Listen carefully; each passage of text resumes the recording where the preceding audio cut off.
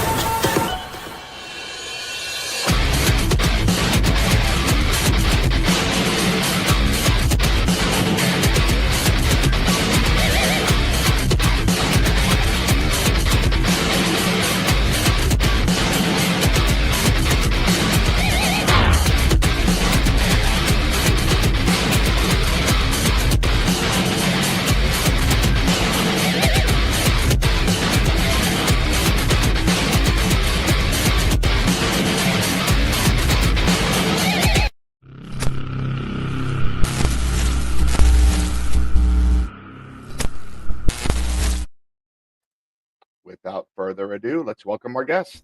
Bam. Let's do it. Hey, welcome, Josh. Josh. Hey, what's going on, everybody? I stole some of your shit. Yeah, I saw that intro. That was okay. What's that thing at the end? I saw a clip of that. It looked pretty interesting. That table? Yeah. It had like a dragon and all this. That's his dining room table. I wish. That thing's like 5,000 pounds, though. It ain't going anywhere. That is from a place that public are, you really can't go publicly. You can, there's some public investigations, but it's like an invite thing. It was actually one of the places I was hoping to take you guys one of these days. It's the Ura Shrine, and all forms of religion are practiced there. And that table is a very custom, special table where the thickness of that table, it's like, like this thick maybe of like this special cement, but it's like layers of ceremonial swords, daggers, Ouija boards, who knows? There's so much stuff buried in this table. There's dragons all in it, like you saw on the surface. I did like a short little clip on my YouTube kind of showing off the table, but the place is amazing. Like that's just the super table. interesting. Yeah. Oh, dude. Yeah. There's a I whole think room. was that the place that that Josh was telling us about? Josh and Shane. I think they did something Josh there. Purvis? Yeah. I don't know. They were telling us about a temple that practiced all kinds of different religions and different things that he's investigated, and it was pretty wild. Yeah. It's an awesome place though. Very cool. And for the people that are watching and listening, tell them a little about yourself. You are a paranormal investigator from Tennessee, and you know what? I can't keep up with your stuff because like so many things are happening with you now. Yeah, it's a lot. I'll try to keep it short so we can get to other discussions tonight. I mean, look, I've been in this field for like 30 years. And I guess the easiest way is I started, we had a team in Florida. I used to live in the panhandle of Florida. And years ago, there was a show that came out, a reality show. It was the very first one of its kind called Ghost Hunters. And that show? I never heard of that show. Yeah, it was on for just a little bit. I don't know if many people watched. Just kidding, Jason. But we somehow through luck, I guess, connected, and I started getting cases from Donna LaCroix, their case manager, and at the time, and we started doing a lot of preliminary investigations for the show. So that was pretty cool. That was kind of a way that my little team got, a little more notoriety back then. Of course, there was nothing like we had now. But then just over the years, I finally decided I always stayed in the background. I never was too much of getting in front of the cameras or anything like that. But then, about 7 or 8 years ago, started a podcast. That was called the Everything Paranormal Show. That evolved into my nickname of Teps because it started shortening up to Teps. That's what it stood for. And started becoming like Teps in the field, Teps. And then I started getting back out in the field because I was tired of sitting behind the podcast stuff and started really hitting the investigations. And then ParaFlixx came along and they were like brand new and ended up talking to, Natalie at the time and was like, hey, we're trying to start this thing up. What ideas you got? So I pitched a show called Para Explorers. We started doing that, but I did cancel the show. I stopped the show after a few episodes because I didn't like where it was going. I loved the idea of the show, but I couldn't do it justice because I was still like really, really infantile in my camera abilities and production quality and stuff like that. And so the first couple of episodes aren't bad, but I really had more ideas. So I may revisit it someday in the past, but right. Ultimately ended up with Teps Investigates, which we are going to be trying to launch season 2. It's going to be a short season. And then we're moving into Soulfire Paranormal. So I had met Jen a while back here, and me and Jen just clicked, and we love paranormal together, and we wanted to create something together, something fresh, something new. We have some new ideas. So we started Soulfire Paranormal, and we're going to be launching that this year, or we're launching it right now. We're like in transition. Okay. Her team was Rooted Journey Paranormal. They're fading out, and Teps Investigates fading out, and we're coming together as Soulfire Paranormal. And we're also launching a podcast called the Paranormal Council, and that's going to be starting on the 15th. So, awesome. Very cool. And Mike and I faded out as well with War Party. So there you go. Yes. Yeah. But you have the same philosophy as us when you're filming. It's pretty much no nonsense, no over dramatization. This is what we're capturing. This is what we're showing you. And then you make out what you see. Right. Yeah. But the only thing I would actually disagree slightly on is the over dramatization. I do over dramatize just a little bit. I will admit it. Because like if you just did a straight up investigation on film, like it would be boring as hell. I'm sorry. Yeah. But if you're going to have a show, you have to have a little bit of entertainment. You have to have some emotion, a little bit of reaction. But I get what you're saying. Like I am a straight up person. I don't fake, and I don't do those things. Yeah. Yeah. Well, Mike and I have good personality, so that comes out pretty strong on our shows. Yeah, and I mean, I get what you're saying too. Like, if we capture a really good EVP, I'm gonna be a little bit more excited, obviously, when we're filming than if we weren't. But I'm not gonna be one of those guys that's like running out the door, like you know what I mean, like freaking out, you know what I mean, and throwing stuff and carrying on, like and not everything's a demon. We stick to what we investigate, and like what Eric was saying, we present to you the information. We'll play the EVP. We'll say, I think it sounds like this. We're not gonna claim to know everything. It's this, and it's this person telling us, this is what we're capturing, and this is what you could see. You know what I mean? And kind of presenting it to the viewer. Yeah, if it wasn't so boring, I almost wish I could film myself doing evidence review, because I think I react more to finding stuff later than when it's there. Oh yeah, when you get surprised, like, oh shit, that happened. Yeah, it's like, whoa, oh my god, I didn't even know that happened. Like, I have more reaction than when they're there in the thing, because you're in the moment, you're trying to think, you're like, oh, you might be like, hey, what was that noise? But like when you are reviewing the evidence and you capture something like, some crazy EVP, you're like, whoa, oh my god. Then you're like calling people like, hey, come here, listen to this. Like, there's almost a better reaction behind the scenes. And that's why we live for this, right? To capture stuff like that.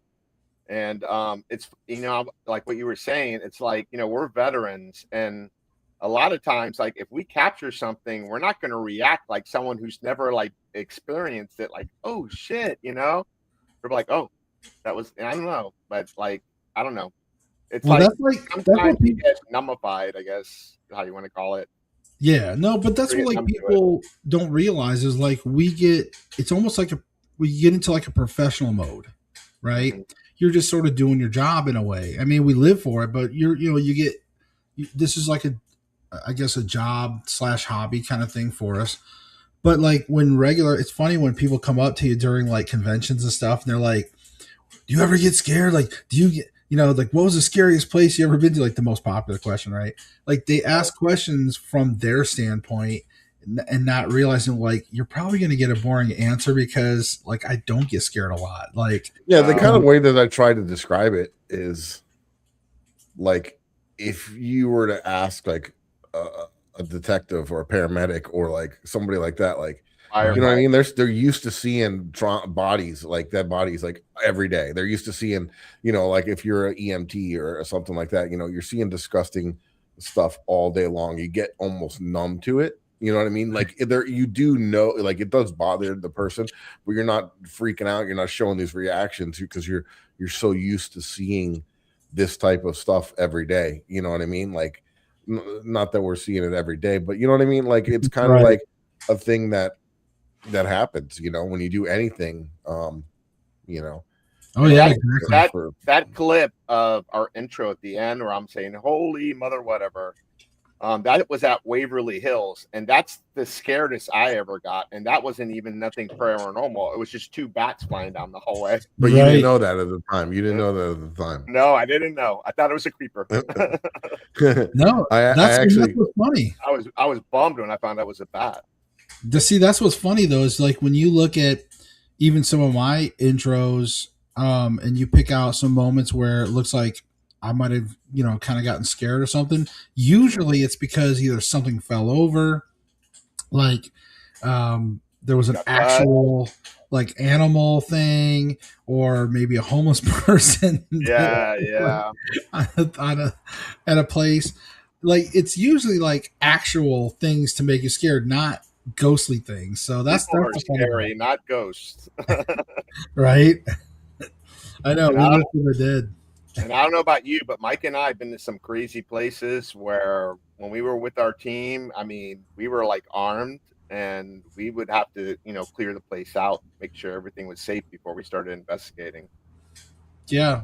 Safety is a huge priority. And even like when I lead a team, like that's always a thing I always address.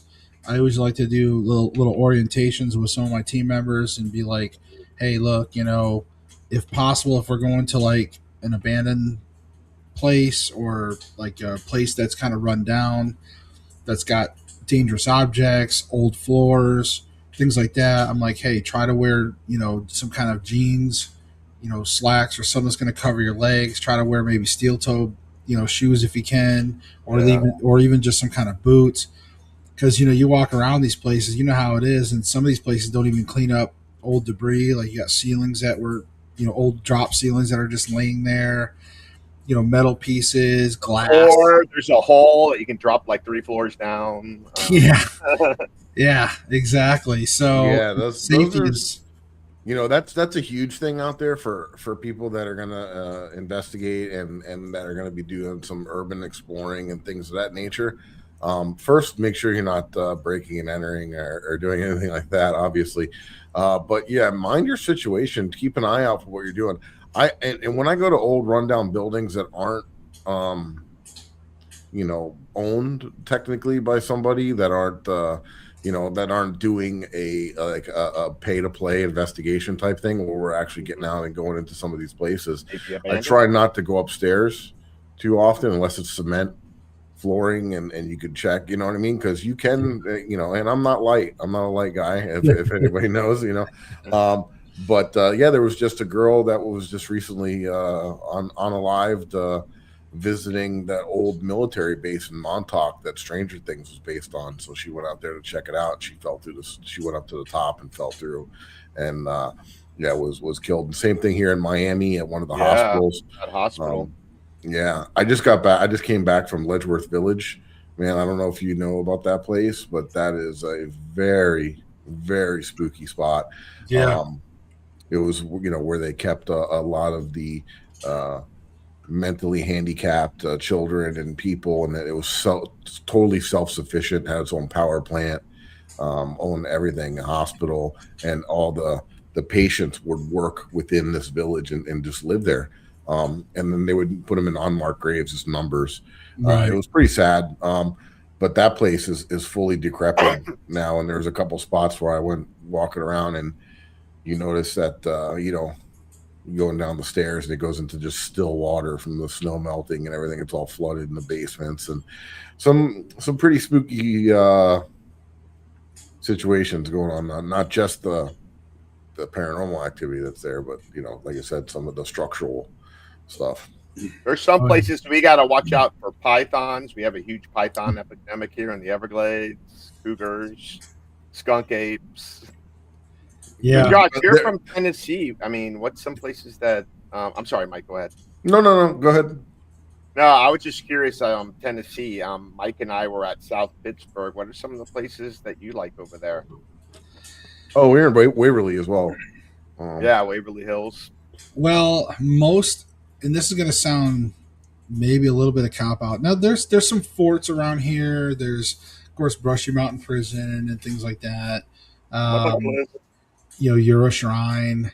There's a lot of fun places around here, but my whole thing, and this is something I've just kind of felt like over the years, is every so often I visit a big location like St. Augustine Lighthouse or whatever it is, and they're nice, they're fun, but I'll tell you, my favorite places are unknown places or places that have barely ever been discovered.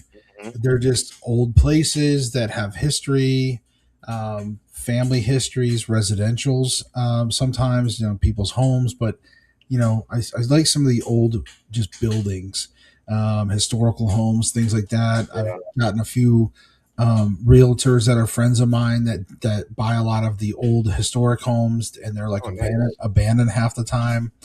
So it's nice to be able to go into some of these places that date back to the 1900s or earlier, like the early 1900s. Like there was a construction boom here in Bristol for like around the 1900s, and this whole area, the Tri-City area here that I'm at. So I love to find the more intimate places. I tend to just seem to have some really good, unique experiences there. And like, what's one location? Do you have like a particular location that you go to a lot? Like every team has like a favorite location.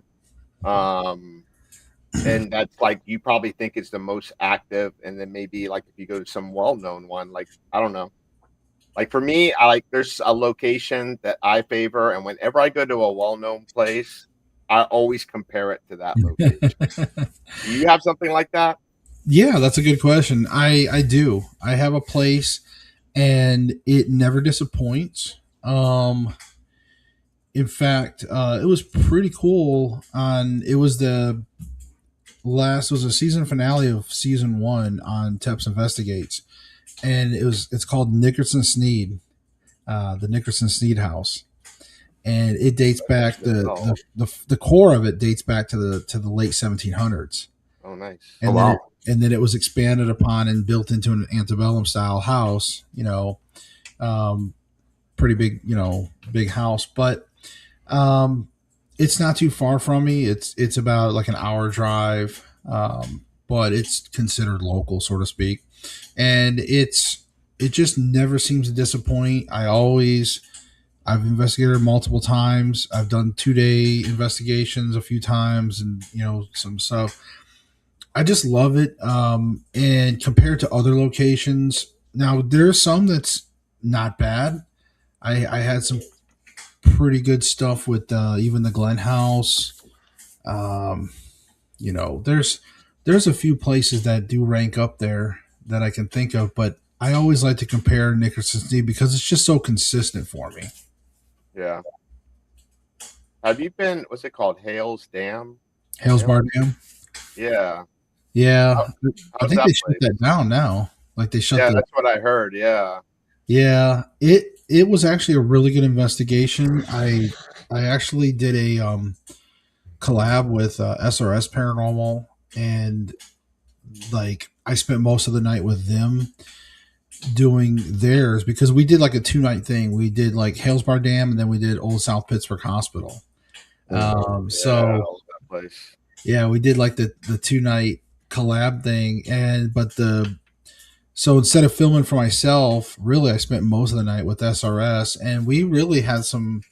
For the longest time, it didn't produce anything, and then we got to a certain point in the night, and I just like literally just went to Matt, which is their leader, and I was like, "Hey man, like look, let's just calm down," because I think we were all getting a little frustrated that we weren't really getting anything good. The energy of everybody was kind of manic a little bit, just kind of. And that's the worst thing that could happen if you like get frustrated. That's when things don't happen. That's what I learned. Yeah, and it was just funny. I just told Matt, I was like, look, me and you, let's just calm down and let's just grab some dowsing rods, right? And like, let's just walk. And wherever we feel something, let's just stop. And so we did. And we like went and stopped. We just was like, wait, all right here. And we stopped. We did this dowsing rod session, and we got this Indian woman, kind of young. We had this whole story, and it was really cool. So then I was like, all right, well, hey, let's do this. Let's get a couple of the girls, because there was they had another couple girls. One was like more of the like a intuition, and more intuitive and stuff, medium. So we went back and we're like, hey, you guys go. We're not going to say nothing. We're just going to follow you, and you just go wherever you want to go and stop wherever you want to stop and do a dowsing rod session. Well, sure enough, they stopped almost identically where we were, and they started doing a dowsing rod session, and they got a female middle. Isn't that amazing? Like that's the kind of stuff that people won't, they hear it and they're like, oh, that's cool. But to actually like really experience that, where you ask like another teammate and they're like, yeah, we stopped over here. We're like, dude, we were over there. And they're like, and their story lines up with what happened with you. And that shit is just sends shivers up your spine. It's just amazing that, and it's also exciting because of the fact that, you could doubt yourself and be like, I don't know, was that really what was going on, or was it, what I mean? But first, and then somebody else to say, okay, it feels a little strange here. Let's stop. Let's do the same thing. And they ended up getting the same type of answers and communicating with somebody of the same gender and everything. It's very, that's wild. Cross validation.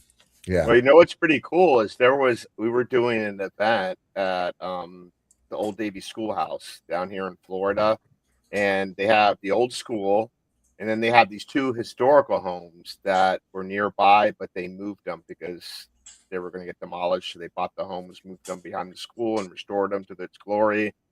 So we always pick up the same spirit in the Bealey house. Mike and I were in there in the attic. Paul Hammer, that's his name, and he's a smart ass.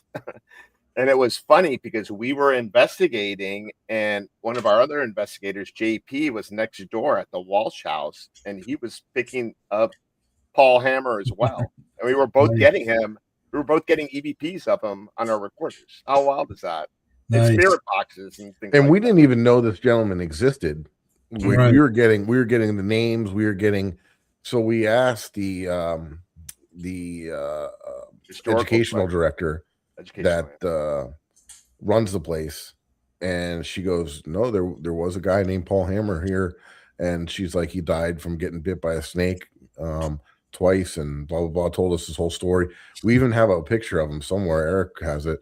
Found him. Found it online from digging and doing some research. Yeah, that pretty wild stuff. Yeah, I think anytime in this industry when you get that kind of cross-validation moments, that's when it's like, holy crap. I mean, that's probably why even the Estes method and like even the Delco experiment there, your experiment, like all those things really help out, because in a way, like the Estes experience in that sense, and even yours, Mike, is that, you know, deprivation, but it's almost like an instant cross validation right there going on, where, you know, you're doing the sensory deprivation, all that stuff, and the red light, all those things. And so it just makes for some interesting experiences, because it's a lot more than just somebody saying, oh, I got this name, or I got this. And then there's just like a single interpretation. You're like, well, you know, maybe, who knows? But when you start getting that duplicate type stuff, and it's pretty evident that, and like I said, that validation is like, holy crap. That's definitely stuff we live for too. Oh yeah. Well, you know, I have a quick question. So with all the things, I'm not trying to get political here, but all the things that have been happening in Venezuela lately, when they captured Nicolas Maduro and they showed that shot of him in the helicopter with a blindfold and the headset, first thing I'm thinking, is he doing an Estes?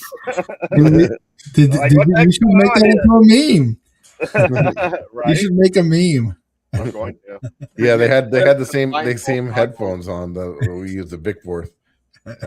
Mike, that could be a new label, Maduro with the headset, and we can like do the goggles over the mask. Yeah, I don't know if that'll go over well. No, that'd be hilarious. People would be seeing that like, oh damn, I want that. I would put a lot of LOLs on that. Yeah, on Facebook. We can make a Maduro edition. Yeah. Oh man, that would be that. You definitely should. Well, Josh, we got to pay some bills. Do what? You got to pay the bills. We got a couple words from our sponsors, and then we'll be right back with you guys. All right, so just hang on a few moments, and we'll be right back.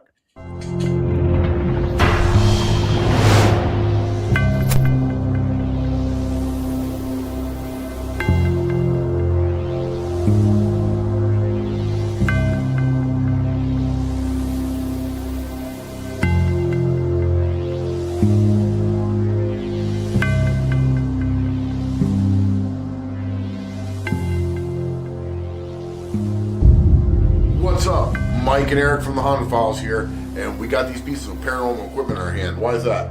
Because we want to give a big shout out to the Ghost Hunter store, our sponsor.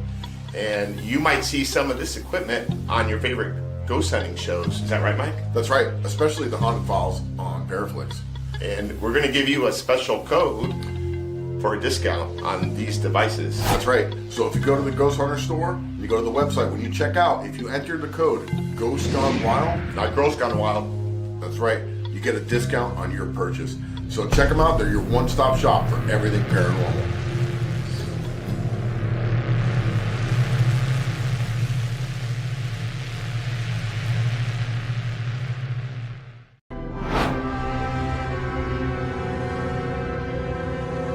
What's up, everybody? I'm Eric, and this is Mike from the Haunted Files. And Mike, we got something special to tell everyone, right? We do. We have an amazing product here. This is from Haunted Happy Hour, where they make spirit-infused coffee. And what's cool about this product right here is it's the Haunted Files edition. It's a Dark Isles brew. Yep, and it's got a blend of Irish cream, pistachio, and dark rum. A perfect blend to awaken your dark side, right, Mike? Hell yeah, it is. And if you're feeling sluggish or you are ready to Investigate all night, this is for you, man. It is amazing tasting. And not only that, but what did ParaFlixx do for us and for the fans? Well, you're going to get a special discount code that's on the package, and you're going to be able to get 3 months for free ParaFlixx. And who can they watch, Mike? They can watch us and all the other amazing investigators on the ParaFlixx platform. So get yours today, and make sure you check out ParaFlixx and the Haunted Files.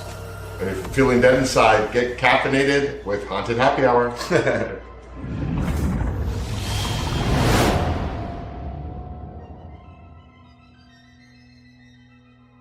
Are you ready to explore the unknown? Eventually. Brace yourself for a journey into the supernatural. ParaFlixx Paranormal Plus, your gateway to the paranormal, all-in-one streaming service. Dare to explore, dare to believe, dare to stream alone. It does not want us here. Sign up now and embark on a supernatural adventure like never before. ParaFlixx Paranormal Plus, the universal home of paranormal. Yeah, guys. So if you don't already know, Eric and I have a show on called The Haunted Files on ParaFlixx, and we are just getting ready to release the first episode of season 4. Can't believe it's been that long already, and we're super excited. I don't have a trailer for it just yet. I'll have it probably next week. But you can catch up on the other seasons 1 through 3 right now. And I'm going to play a trailer from one of them just so you can kind of see what kind of stuff you might see on a show like ours. And we were talking about Old South Pittsburgh Hospital, so I'm going to throw that up there. The Old South Pittsburgh Hospital, located in South Pittsburgh, Tennessee, is a historic building that has gained notoriety for its reputation as being haunted. Originally opening its doors in 1959 as a medical facility, it served the community for decades before closing its doors in the late 1990s. Reports of strange occurrences, such as disembodied voices, apparitions, and unexplained sounds have fueled the hospital's reputation as a haunted location. Tonight, the Haunted Files team is going to see if they can document these reports.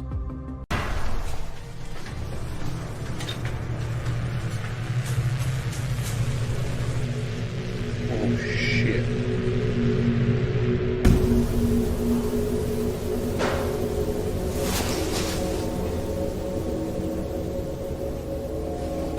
Do you like this stuffed dinosaur? Yes.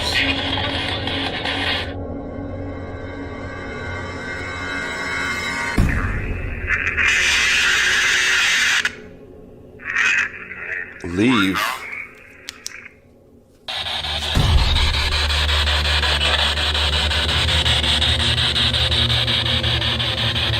I felt there's something brushed my arm and I just got chills real bad.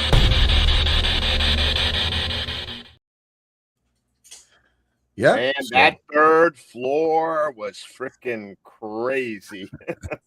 That's all I gotta say. I queued up a season 2 preview if you guys want to see. I shared the season 2 preview.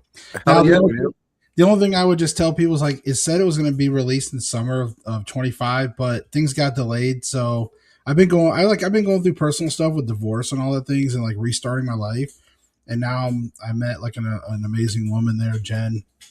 So things have been like, it's like a lot of course correction now, but still season 2 will come out. Like it is filmed. We've got episodes in the can. So we're just waiting on my brother. I've been taking that same course, but we'll talk later. But yeah, if you guys want to check it out. Hell yeah, we do. Let's see it.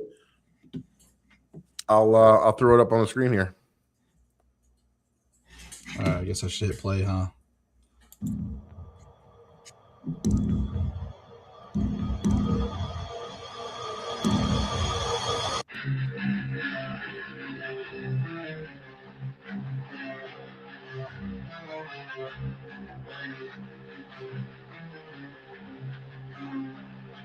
Lingering footsteps, you hear them, but no one's home. Through the hall, in a haunted home. Some say it's a demon, some say it's a ghost. We'll find out tonight on Teps Investigates. We're gonna know there's something here in the shadows. You better beware. Welcome to the show. You don't want to miss. We're hunting for the unknown on Teps Investigate. Investigates. You better beware.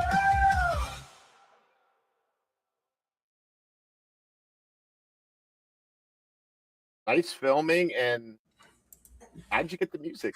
That's really cool. I'm a musician also, by the way. Oh, nice. Awesome. But yeah, I decided for season 2 I would do Those are vocals? my own theme song. Huh? Those are vocals? No. I can sing, but not very like it depends. If the more alcohol I have, the better I sound. Oh, there you go. Well, it was really good. I liked it. Thank you. I appreciate it. Yeah. So people, get your subscription at ParaFlixx. I mean, we're not the only show. There's a ton of amazing shows and talent there.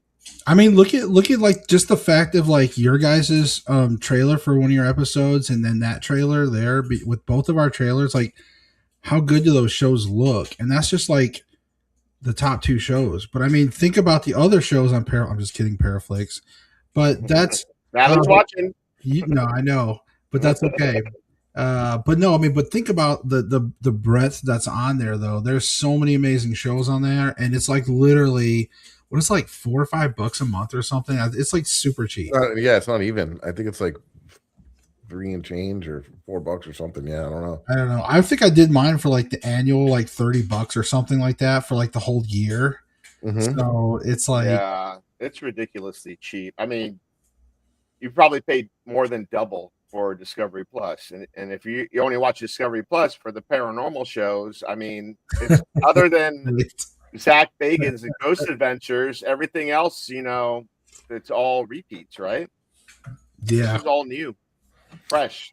Yeah, plus you get to see, you know, other investigators get to film at some of these same big locations and see and get to see what other people capture and different things. Like, I don't watch a lot of paranormal TV myself because I'd rather be making it than watching it, you know. But it is interesting to see what other people capture at the same places that you investigated too. I know we have a lot of people that follow us that are investigators as well, you know. So yeah, no, it's awesome. It's a big happy family, and it's worth it. It's worth a couple bucks. So you went to the hospital in College Hill, right? Yeah. Oh yeah. I was an episode on that. Believe it or not, like the only team that beat me there was Destination Fear. That was the only team that beat me there. Then I was the second one there, but I did set a record. I made sure I talked to Tanya and Charlie. I said, okay, now listen, I'm the only one that's gonna spend the entire night alone in this hospital, right? And they're like, yeah, you're the first one to ever do that. I was like, okay, there you go, I'm doing it. Oh, that's awesome. So yeah. we did isolation. There was the 3 of us, and we took different floors. But nice. did you stay at their bed and breakfast, the doctor's house? Yes, I have that in. That's so. Dude, season 2 active. So okay, so the old hospital is a second to Nickerson Sneed. I just love the place. Is it like super paranormally active? You know, it's okay, but I love Tanya and Charlie. They're amazing. Yeah, you know, good, super good folks. Mm-hmm. And but so Dr. Conley's house and the hospitals both in season 2 that we're getting ready to release. So I went to the old college hospital back in ParaExplorers, which was like back at the start of ParaFlixx. So like 4 years ago. 5 years ago? Yeah, like 4 or 5 years ago. Yeah. So I went to, so that was one of the locations. That was season 1, episode 1 of ParaExplorers. So ParaExplorers was an interesting concept. So What was that about? Well, it was part fiction and part reality. So there was an actual storyline where if you watch the first episode, you'll see like somebody mysteriously leaves a note at my door, and it's an envelope, and I read it. Basically, there's this challenge that invites my team to join, and of course, if we decide to do this challenge, there could be great rewards or there could be great consequences, but we have to commit if we want to do this or not.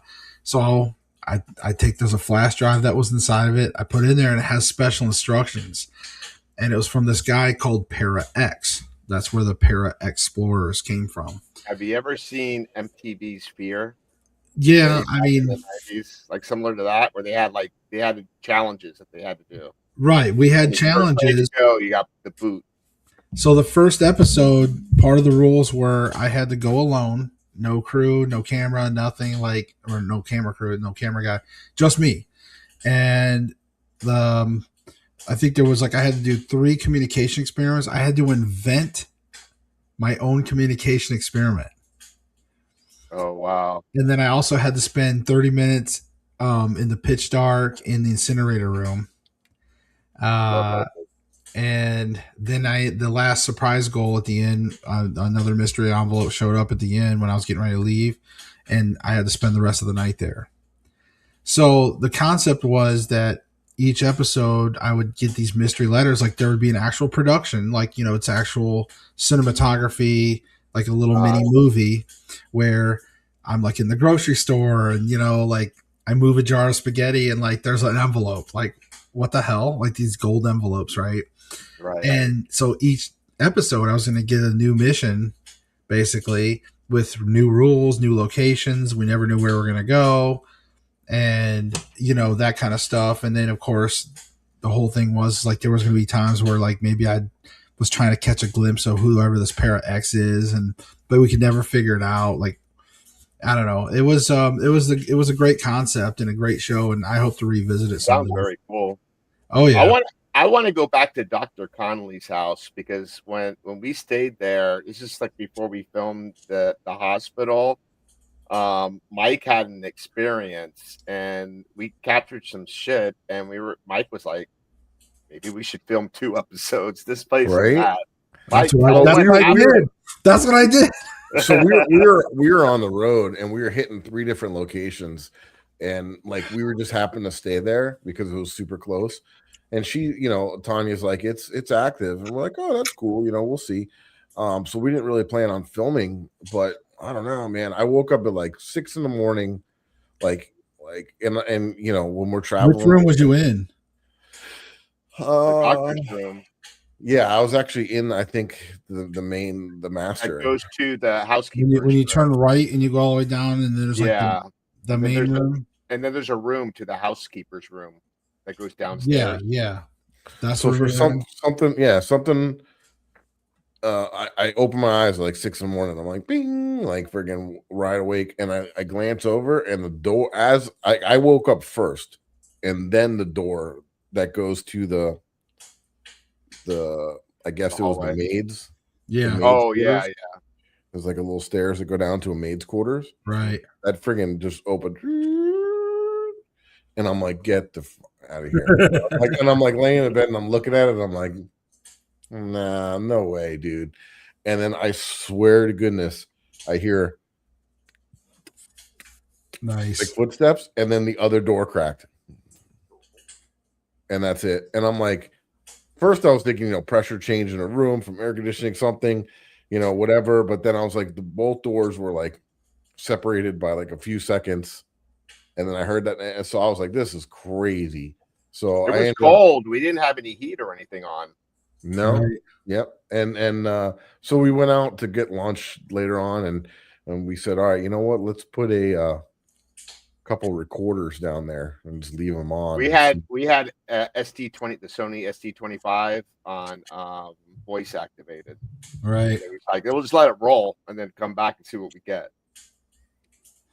Yeah, we went to the Worlds of we had to go to World of Biscuit.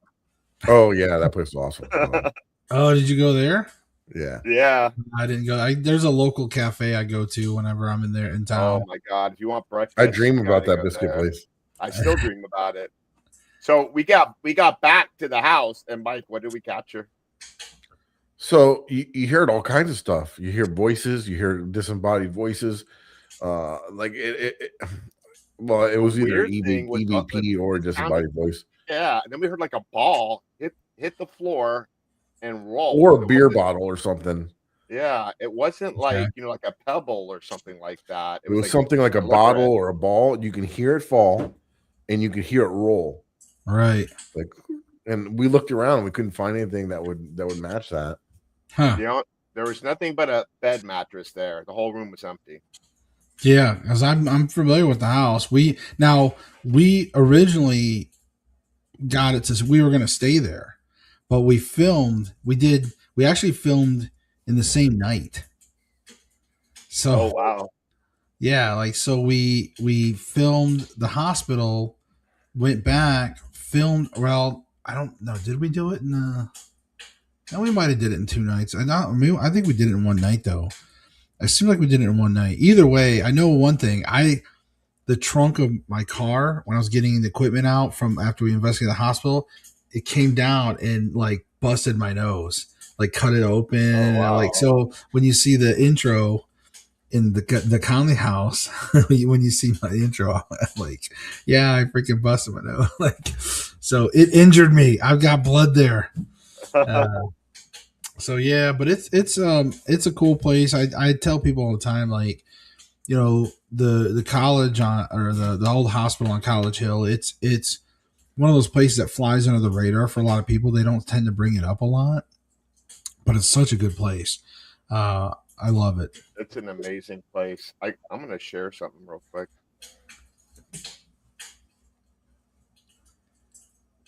Okay, how do I share? I'm drinking coffee. Not your guys' coffee, sorry. I don't have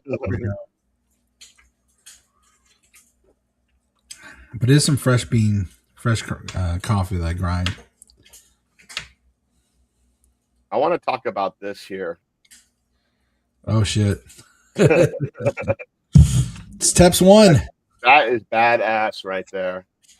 Let me see if I can find something better picture. Yeah, you had another like color clear shot, I think. In that one thing that you had, the intro, there was that color. There was a section, one of them that you had the high def kind of color shot of it. But yeah, so I could start talking about it if you want. Yeah, very cool. A few years ago, I had to get a used car because my I had ran into another deer with my Jeep. So I was like, well, do you hate it when that happens? Yeah, yes. I've seen that problem down here. So I was stuck between a white Subaru and a silver Chevy Cruze, and I ended up going with the Chevy Cruze. And I ended up having a lot of regrets. And over the few years that I had the Cruze, I hit 3 more deer. Actually, I hit 2 more deer, and I hit a cow. The cow finished it off. Trust me, I drive at night. So, like my second job.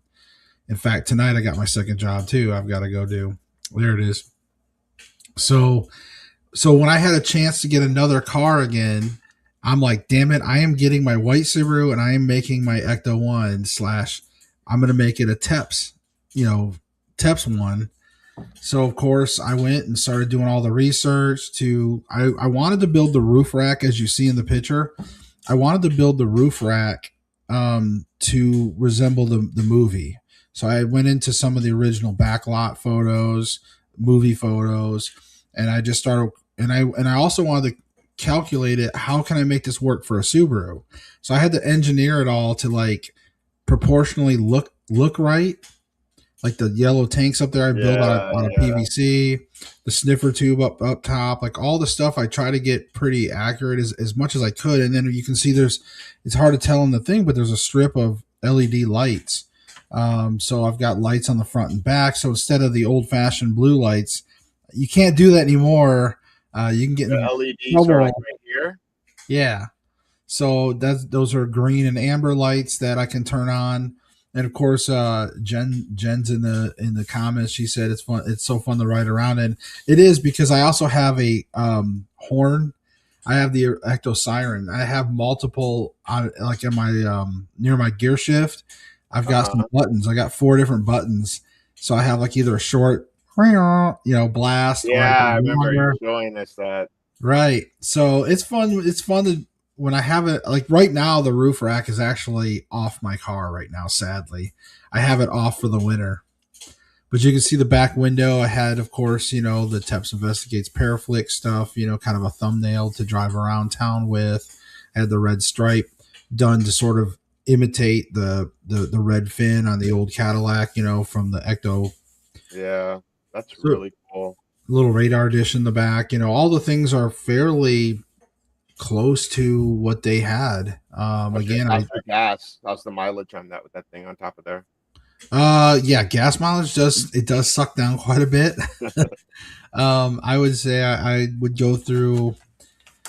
I don't even remember what my mileage dropped to exactly, but I know that I definitely could tell because I do the same routines in my car, like with my job, my nighttime job, and I was like, I could do two nights at my second job, and then I would have like an eighth of a tank left over, or a quarter of a tank left over. Now, when I had the roof rack, I would do 2 nights of my regular job, and the gas gauge would be coming on as I'm going home from the second night. It's like shit. So it was eating up an eighth to a quarter tank more, every few nights. It'll be badass. It's driving that through the trails in the Everglades where Mike and I go to with the lights flashing.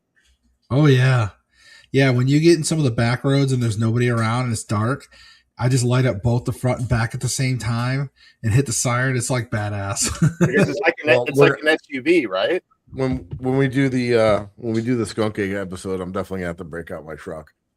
So I have a property up in Central Florida as well. So I got an F-150 and I got it, lifted 35s, and I got a 50-inch light bar across the top and 2 small light bars down below. And you light that thing up, man, and it's like a train coming at you. It's pretty wild. Oh, yeah. Or I was thinking, Eric, maybe we can get like a Night Rider and say the Haunted Files Night Rider like style. Then we'll get one of those. Like an old 80s Trans Am. Yeah. The light like flashing back and forth. Yeah, kit. Yeah. Kit. Well, maybe we can convert my car like that. We'll take it to Josh. He can do anything. Yeah, there you go. I did build all that myself. I manufactured all the props myself. I didn't cheat. I didn't order anything. The only thing I ordered was the decals. I ordered some decal packs and went and put them on there myself. But I will say this, like, it's interesting to see the public's reaction when you drive through like parking lots and stuff. And, you get a variety of actions. It's really cool. That's what Jen was kind of, when Jen first saw it, she was like, I don't know, man, that's pretty cool. But then when she rode in it and we went and drove around, and when you get to make people smile a lot, it's so cool, to brighten people's day when they see you and you just see their smiles perk up. They're like, what the hell? And there's so many people don't even know. But the further I went to Rock Island, like the more out in the Midwest, flat cornfield country area, more I would stop and people say, are you a storm chaser?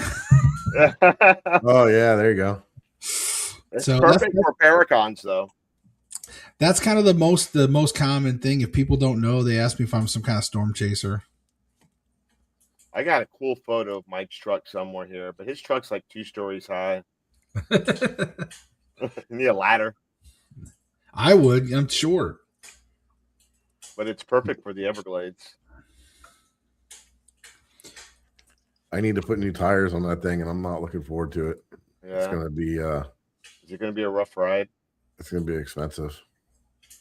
Yeah, I'm gonna put new tires on the There you go. Oh, hey. And Eric, you can like jump out of it like that, like when we can pull up to the location. Yeah, I can grow my hair long. Yeah, you gotta get a mullet like that. I can like button down my shirt all the way to my belly button.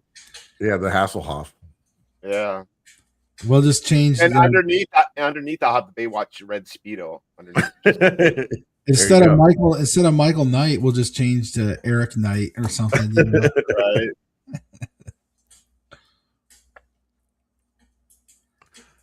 What the heck is that? I lost it. Anyway. Yeah, no, I love my car. I can't wait till spring. The only thing, the roof rack did take, it held up. It held up to multiple trips on the highway, high winds, but the sniffer assembly up top, the two tubes and all that, I will say when I did get everything down and inspect closer, some of the blocking where they go to split a little bit, so I've got to reinforce that, but it held up. Like, it held up everything. All right, very cool. Probably the best thing to do is to take the thing off when you're doing long distance driving, right? Throw it in the back, but then you probably don't have any room there. Yeah, you don't have any room, and it's so I designed it to where the metal framing is separate than the middle wood framing, like all the wood interior stuff. Uh-huh. So literally, like, I put handles on it. 2 people can get on each side, lift it up out, slide it out the back, carry it into the garage, and then the metal framing I can actually do by myself and demount that, and then opposite my metal framing, me and another person lift up the stuff, slide it in, boom, and then I just put some of the, connect it to the. There you go. Nice. I love it. Good Sasquatch truck. Hell yeah. I know. Jen's like, road trip. Yeah, we need to come see you guys. Like, I need to make my way down there for sure. Or you guys need to come up here. Yeah. I'll drive to Tennessee. I love driving. Yeah, you let me know. You let me know because I'll line up the Euro Shrine. If you guys want to go to that place or Brushy Mountain or hell both, I don't know. So you told me Brushy Mountain, my eyes went like that big. But like, yeah, if you recommend a place that's more haunted, I ain't gonna say no. I ain't gonna say no. Well, the Euro Shrine. I mean, I didn't really. That sounds very super interesting. I have not filmed there, but I was there a couple times, and one of them was with Ken 10 Paranormal because Kent invited me along. So, and I had some amazing epic box sessions. Some other, they had this other device. I don't even know what it's called. It was custom made. It was kind of like a, almost like a REM pod type EMF device, and I was just getting amazing experiences. Hey, Ghost Augustine.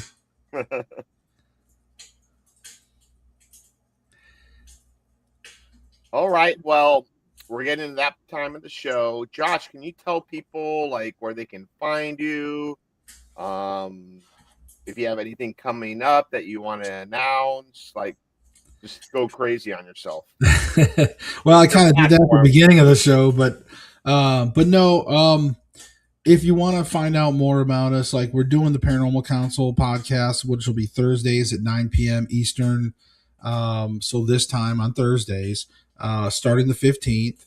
And of course, you can find Soulfire Paranormal, which is going to be where we're going to have a lot of the episodes from the podcast, and you can catch that on YouTube. So if you go to Soulfire is 2 words, Soulfire Paranormal. There's YouTube, Facebook, TikTok, Instagram, maybe X in the future. I have no idea, but there's definitely, we got at least 4 social medias, if not more. I don't know. Jen was helping me set up some of that. She's good with that stuff. I'm really bad. I'm more of the editor. But we're releasing shorts to a lot of stuff. We started releasing some content. We got another church investigation coming up that me and Jen did. Really cool. I'm looking forward to that one. There's something major that happens in that. The one that we just released right now is the Chamber of Darkness. It was a funeral home.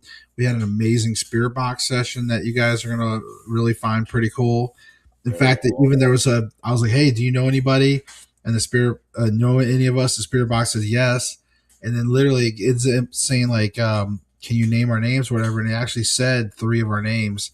So like Jason. Oh, wow. And then Josh. I love it when that happens. Oh, yeah, it was awesome. So that's what I'm saying. Like, you guys will have to check that out. Now that's just on, that'll be on YouTube because those were just kind of like some fun investigations that we did. It wasn't like an official show or anything that I was doing.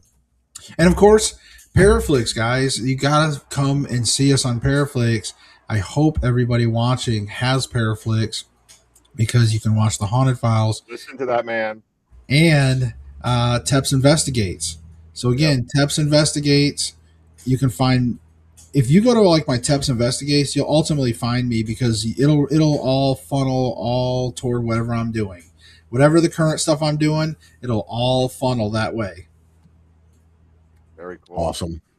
So yeah, make sure you guys follow Josh and Teps Investigates. You can see all the newest stuff that he has coming. I had an awesome show. It was an awesome time having you on today, Josh. And if you guys want to find any of our personal stuff, the easiest way to do that is if you go to thehauntedfiles.com, and you can also visit FLA Paranormal Researcher.com. That brings you to my personal website that links out to everything else, all my social media, everything like that. Anywhere you find me, you can also find Eric, of course. And then Eric, you have some stuff that you can tell the folks how to follow you. I got a little bit of stuff. You can follow me at Ghost Hunter of South Florida on Instagram, TikTok, inactive YouTube channel. Maybe one day I'll get it going again. And actually, we are next. If you want to come actually see us, our next event is going to be May 1st at the White Hill Mansion Paranormal Expo, and they're Is going it to the first? Second. I'm sorry. First Saturday in May. There you go. So I don't have a calendar in front of me. But anyway, there's going to be some amazing guests there. You want to check it out. And tell you the truth, White Hill Mansion is like probably my top 3 most haunted locations I've ever investigated. Nice. You know, it's funny because I was just saw James the other day, and he's like, "Man, every time I've been there, he's like, I didn't really get much." And I was like, "Man, a couple of times we've been there, it was insane." So, yeah. But anyways, thanks again, Josh, for joining us. It was an awesome show, and we'll make sure we get you back out here, and we got to get together soon. And thank you everybody for watching and tuning in, and for anybody that's rewatching this later on, make sure you like and subscribe. It means a lot to us. Check out our, like and subscribe to our YouTube channel and all that fun stuff, and make sure you do the same for Josh. It's much appreciated, and we'll see you guys next week. Anything else? Good? No, you've done good. All right. See y'all.